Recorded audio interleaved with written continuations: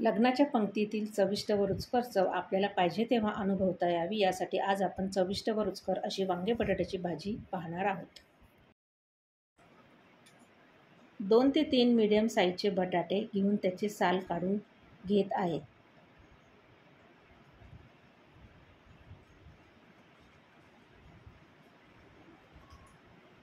त्याच्या देखील मीडियम साईजचे काप करून घेऊ.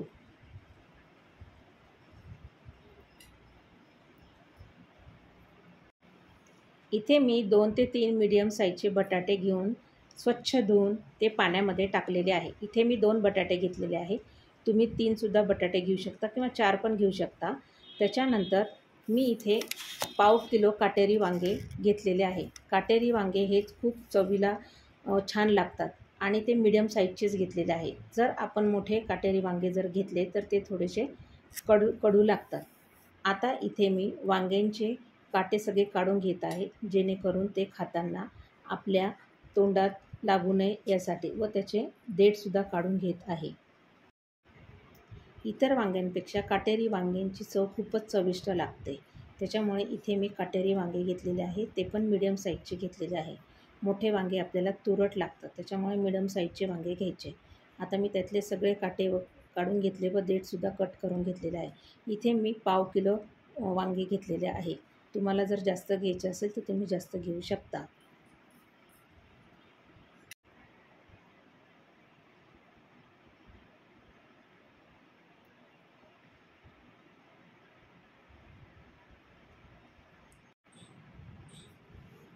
आता आपण या वांग्यांच्या फोडी करून घेणार आहोत. मीडियम साईजच्या फोडी करून घेऊ. तुम्हाला जसे लागेल तसे तुम्ही फोडी करून घेऊ शकता. त्याच्यानंतर आपण त्या फोडी स्वच्छ पाण्याने धुवून पुन्हा स्वच्छ पाण्यामध्ये टाकून घेऊ व त्या काळ्या पडू नये म्हणून त्यामध्ये आपण मीठ घालून ठेवूया.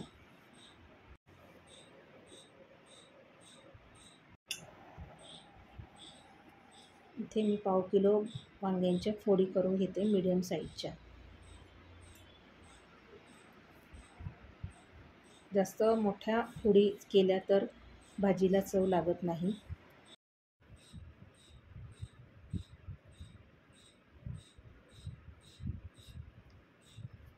इथे सगळ्या वांग्यांच्या फोडी करून घेतल्या. आता त्या फोडी परत एकदा स्वच्छ पाण्याने धुवून त्या पाण्यामध्ये मीठ घालून ठेवलं. जर मीठ घातले नाही तर वांग्यांच्या फोडी लगेच काळ्या पडतात. त्याच्यामुळे पाण्यामध्ये मीठ घालून ठेवणे म्हणजे वांग्याच्या फोडी ह्या काळ्या पडत नाही. आता मी इथे बटाट्याचे साल काढून घेतलेले आहे व बटाट्याचे पण फोडी करून घ्यायच्या. बटाट्याच्या फोडी थोड्या मोठ्या केल्या तरी चालेल वांग्यांच्या फोडींपेक्षा, किंवा तेवढ्याच ठेवल्या तरीही चालेल. तर इथे मी सगळ्या बटाट्यांच्या फोडी आता करून घेते आणि त्या पाण्याने स्वच्छ धुवून पुन्हा स्वच्छ पाण्यामध्ये ठेवते. ह्या पाण्यांमध्ये मीठ घातलं तरीही चालेल किंवा नाही घातले तरी चालेल. पाण्यामध्ये ठेवणे आवश्यक आहे, नाही तर बटाटा हा पूर्ण लाल पडू शकतो. वांग्यांच्या फोडी व्यवस्थित कट करून घेतल्यामुळे वांग्यांच्या फोडीमध्ये किडे वगैरे जर असतील किंवा खराब जर असेल तर ते निघून जातात. आता इथे मी एक मीडियम साईजचा कांदा कट करून घेणार आहे. एकदम बारीक कट करून घेणार आहे.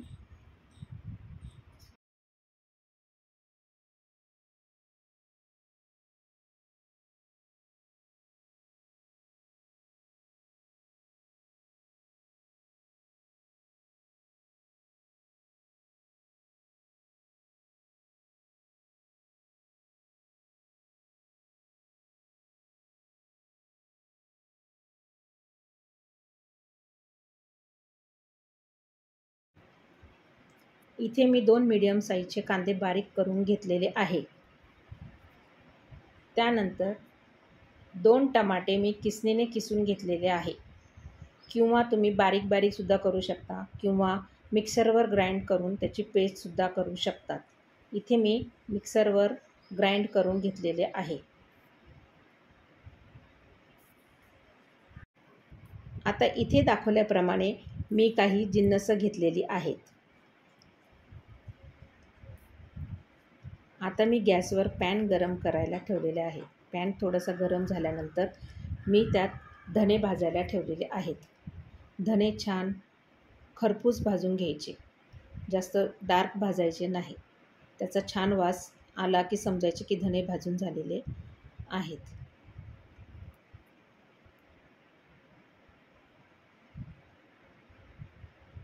आता मी त्यावर शेंगदाणे टाकणार आहे. शेंगदाणे जर तुम्ही आधी भाजून घेतले तरी चालेल किंवा आत्ता भाजून घेतले तरी चालेल, म्हणजे शेंगदाणे पण लवकर भाजल्या जातात. शेंगदाण्यांना थोडासा डाग पडला की समजायचे की शेंगदाणे भाजून झालेले आहेत. छान हळूवारपणे परतत राहणे. त्यानंतर मी त्यामध्ये 1 वाटी खोबऱ्याचा किस भाजून घेणार आहे. तो पण छान अगदी थोड्याच सेकंदात तो भाजून होऊन जाईल. खोबऱ्याला जास्त वेळ लागणार नाही भाजण्यासाठी. थोडासा लालसर होऊ द्यायचा आणि हळूहळू परतत राहणे. स्लो गॅसवर हे जिन्नस सगळे भाजून घेणे. आता हे सगळे जिन्नस मी काढून घेतले. आता मी त्याच पॅनमध्ये 2-4 हिरव्या मिरच्या, त्याच्यानंतर 7-8 लसणाच्या पाकळ्या आणि अर्धा इंच आलं असं भाजून घेत आहे.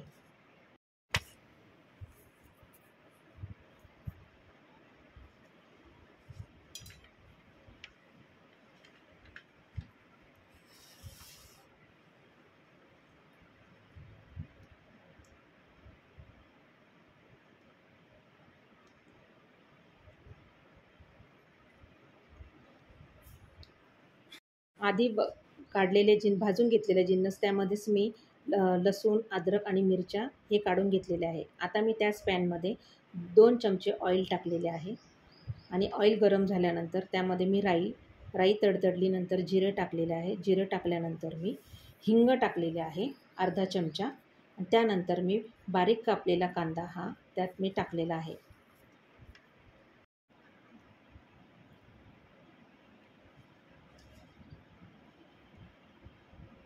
कांदा छान असा लालसर होईपर्यंत परतवून घेणे, म्हणजे थोडासा ट्रान्सपरंट झाला तोपर्यंत असा परतवून घेणे. आता मी त्यामध्ये मिक्सरमध्ये ग्राइंड केलेली टमाट्याची प्युरी ती टाकणार आहे. ती पण छान परतवून घेणार आहे. आता मी यामध्ये टमाट्याची जी पेस्ट करून ठेवलेली आहे ती कांद्यामध्ये टाकून छान अशी परतवून घेणार आहे. गॅस हा आपला स्लोच पाहिजे. स्लो गॅसवर मी परतवून घेणार आहे. आता यामध्ये चवीनुसार थोडं मीठ टाकणार आहे, जेणेकरून कांदा व टमाट्याची पेस्ट लवकरात लवकर मऊसूत होईल.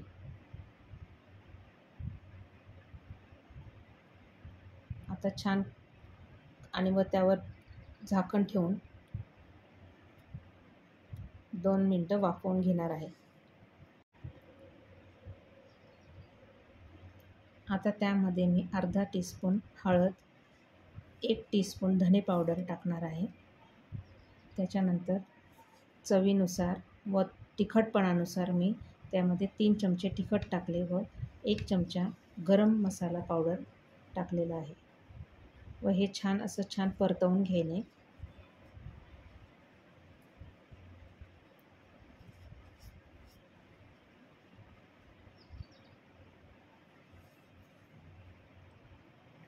आता हे मसाले जळू नये म्हणून त्यामध्ये आपण थोडं पाणी टाकणार आहोत, जेणेकरून आपले मसाले जळणार नाही. त्याच्यानंतर मग मी बटाट्याचे काप जे केलेले आहे ते आपण टाकणार आहोत. प्रथम बटाट्याचे काप टाकल्यानंतर ते छान फ्राय करून घेणे मसाल्यामध्ये आणि नंतर त्यावर झाकण ठेवून 2 ते 3 मिनटं वाफवून घेणार आहे. बटाटे परतल्यानंतर 2-3 मिनटानंतर आपण वांग्याच्या फोडी टाकणार आहोत आणि छान त्या देखील परतवून घेणार आहोत.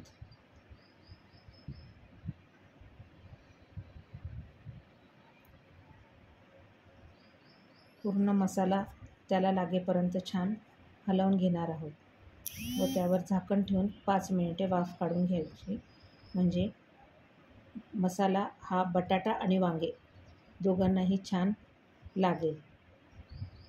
पहा किती छान कलर आला आणि किती छान दिसतंय ते. आता आपण मगाशी केलेलं जे वाटण आहे कांदा, खोबरा आणि शेंगदाण्याचं, ते आपण वरतून टाकणार आहोत आणि व्यवस्थित मिक्स करून चमच्याने छान मिक्स करून घ्यायचं आणि छान परतून घ्यायचं. पहा काय सुंदर कलर आलेला आहे. असं वाटतं की लगेच जेवायला बसावं.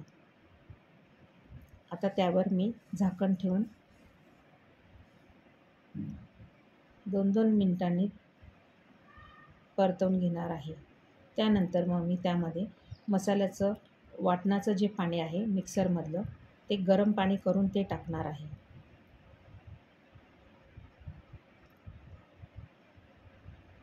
आणि नंतर झाकण लावून ते 5 मिनटं वाफवून घेणार आहे.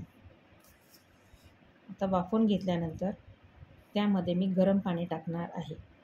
जर आपण असे गरम पाणी जर टाकले ह्या भाज्यांमध्ये तर भाजीला छान कलर पण येतो आणि तर्री पण येते. त्याच्यामुळे आपल्याला जर रस्सा भाजी वगैरे करायची असेल तर नेहमी भाज्यांमध्ये गरम पाणी टाकणे, जेणेकरून रस्स्याला छान चव पण येते, कलर येतो. बघा तर किती सुंदर अशी भाजी तयार झालेली आहे आणि किती छान झाली. त्याला कलर पण किती सुंदर आलेला आहे. आता जर आपल्याला असं वाटत असेल टेस्ट घेऊन तिखट वगैरे कमी झालं असेल तर आपण आपल्या चवीनुसार पुन्हा तिखट टाकणे व वरतून गरम मसाला टाकणे, किंवा जर आपल्याकडे कांदा लसूण मसाला असला तोही टाकला तरी चालेल. पण माझ्याकडे कांदा लसूण मसाला नसल्यामुळे मी गरम मसाला टाकते. आता पुन्हा झाकून ठेवून वाफवून घेणे. बघा छान झाली आपली भाजी. आता मी ही प्लेटमध्ये काढून घेते. प्लेटमध्ये काढून घेतल्यानंतर त्यामध्ये बारीक चिरलेली कोथिंबीर अशी टाकायची. बघा किती छान, पाहता क्षणी असं वाटतं केव्हा खाऊ आणि केव्हा नाही. तुम्हाला जर माझा व्हिडिओ आवडला असेल तर माझ्या व्हिडिओला सबस्क्राईब करा. धन्यवाद.